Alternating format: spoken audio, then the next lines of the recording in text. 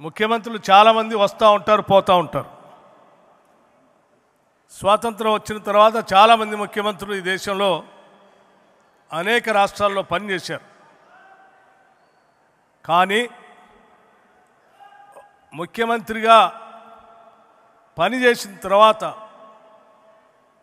ఒక దశాబ్ద కాలం అయిపోయిన తర్వాత కూడా ఇంకా రాష్ట్ర ప్రజల హృదయాల్లో చిరస్థాయిగా కనపడేటువంటి ఏకైక ఆనాటి ముఖ్యమంత్రి ఎవరంటే డాక్టర్ వైఎస్ రాజశేఖర రెడ్డి గారు. పాలన అంటే, పాలకుడు అంటే ఎలా ఉండాలో ప్రజాస్వామ్య దేశంలో చేసి చూపించారు డాక్టర్ వైఎస్ రాజశేఖర రెడ్డి గారు. ఒక పక్కన అభివృద్ధిని, ఇంకో పక్కన సంక్షేమాన్ని, రెంటిని రెండు కళ్ళలాగా సైమల్టేనియస్గా ప్లాన్ చేసుకుంటూ రాష్ట్రంలో ఈ దేశంతో పోటీ పడేటట్టుగా అభివృద్ధిలో రాష్ట్రాన్ని ఉంచారు. ఈ రాష్ట్రంలో ఆంధ్రప్రదేశ్లో పుట్టడం మా అదృష్టం అని భావించేటట్టుగా పేద మధ్యతరగతి కుటుంబాలందరికీ సంక్షేమ కార్యక్రమాలని అందించారు. ఏ ఒక్క పేదవాళ్ళు కూడా అనారోగ్యానికి గురైతే నేను వైద్యం చేపించుకోలేకపోతా ఉన్నాను, చేపిద్దామంటే డబ్బులు లేవు, నా కళ్ళ ముందే చనిపోతున్నాడు అని బాధపడేటువంటి వాళ్ళు తరతరాలుగా ఉన్నటువంటి ఈ రాష్ట్రంలో ఇక మీరు బాధపడాల్సిన అవసరం లేదు, నేనున్నాను అని చెప్పి రాజీవ్ ఆరోగ్యశ్రీ కార్యక్రమాన్ని తీసుకొచ్చి ఈరోజు రాష్ట్రంలోనే కాదు దేశంలో కూడా అన్ని ప్రభుత్వాలు ఆ రకంగా నడిచేటట్టుగా చేసిన గొప్ప నాయకుడు డాక్టర్ వైఎస్ రాజశేఖర రెడ్డి గారు. ఈరోజు దేశంలో రైతుల గురించి చాలామంది మాట్లాడుతూ ఉన్నారు. కానీ మొట్టమొదటిసారి ఈ దేశంలో రైతుల బాధలు తెలుసుకున్న తర్వాత, ప్రత్యక్షంగా వారు పాదయాత్రలో చూసిన తర్వాత ఉచిత కరెంటు ఇవ్వాలని ఈ దేశంలో ఏ నాయకుడు ఒప్పుకోలేదు, ఏ ముఖ్యమంత్రి కూడా ఒప్పుకోలేదు. కానీ అందరినీ ఒప్పించి ఉచిత కరెంటు రైతులకు ఇస్తేనే వ్యవసాయ పరంగా అభివృద్ధి చెందటే కాదు, రైతులు ఆత్మహత్యలు చేసుకోకుండా నిలబడగలుగుతారు, నేను చేయగలుగుతాను అని చెప్పి అందరిని ఒప్పించి మేనిఫెస్టోలో పెట్టి ముఖ్యమంత్రి కాగానే తొలి సంతకం పెట్టి దేశానికి ఆదర్శంగా నిలిచినటువంటి ఒక గొప్ప దార్శనికుడు డాక్టర్ వైఎస్ రాజశేఖర రెడ్డి గారు.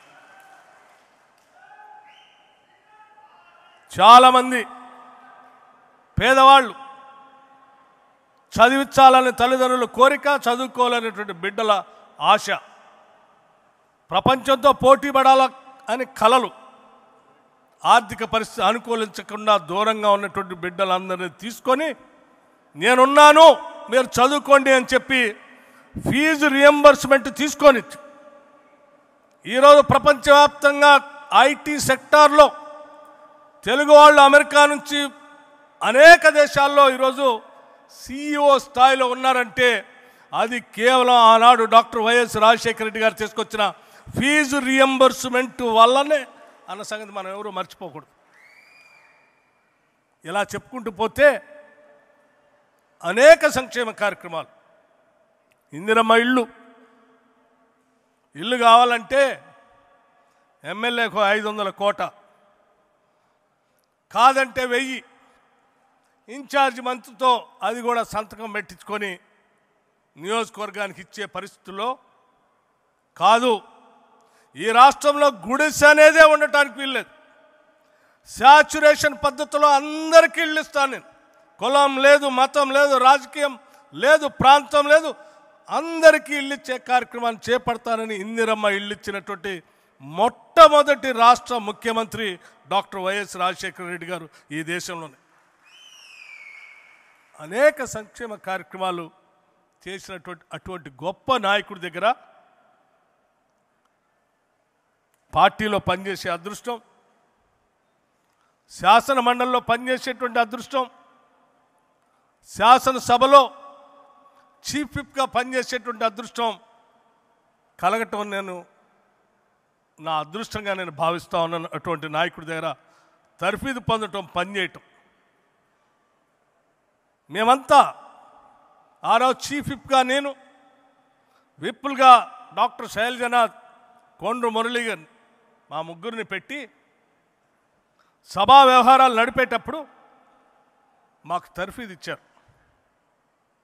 శాసనసభ్యులు కానీ, ప్రజలకు కానీ, చట్టసభలో కానీ, పాలనలో కానీ ప్రజల కోసం ఏం చేయాలో చాలా స్పష్టంగా మా అందరికీ తర్ఫీదు ఇచ్చి నిలబెట్టినటువంటి నాయకుడు ఆయన.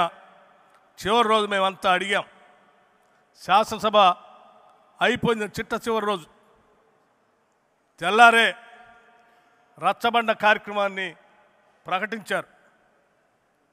వారిని ప్రత్యేకంగా కలిసి అడిగాం, సార్ ఒక్కరోజు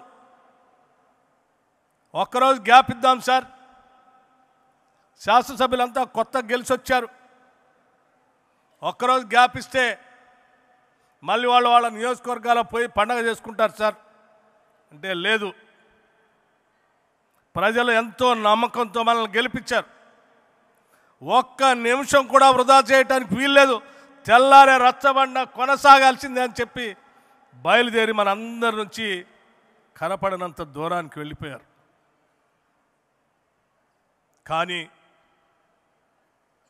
ఆయన గుర్తులు కానీ, ఆయన చెప్పినటువంటి మాటలు కానీ, ఆయన పాలనలో వేసినటువంటి బీజాలు కానీ ఈరోజు ఈ రాష్ట్రాలనే కాదు దేశానికి కూడా ఆదర్శప్రాయంగా ఉన్నాయన్న సంగతి 10 సంవత్సరాల తర్వాత కూడా మనం అందరం ఇక్కడ నిలబడి వారిని స్మరించుకోవటమే కాదు, ఆనాటి పాలనలో ఉన్నటువంటి అంశాలే ఈరోజు దేశవ్యాప్తంగా అజెండాగా కూడా మారాయి.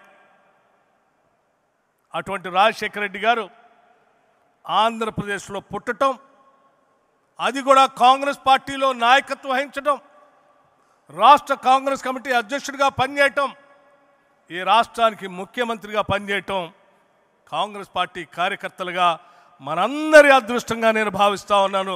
ఒక గొప్ప నాయకుడు వారసులుగా ఈరోజు మనం అంతా ముందుకు పోతూ ఉన్నాం. స్నేహితులారా,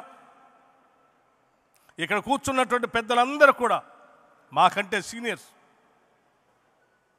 ఉన్నవాళ్ళ గారి దగ్గర నుంచి మొదలు పెడితే ఇక్కడ బాపిరాజు గారు ఉన్నారు, మన్నించాలి, వారందరూ సీనియర్స్. వాళ్ళ దగ్గర పిల్లలుగా మేము మా రాజకీయ ప్రస్థానం మొదలుపెట్టాం. ఆ రకంగా మొదలైనటువంటి మా రాజకీయ ప్రస్థానం ఈరోజు రాజశేఖర రెడ్డి గారి జయంతి సందర్భంగా మళ్ళీ వాళ్ళందరినీ కలిసేటువంటి రఘువీరారెడ్డి గారు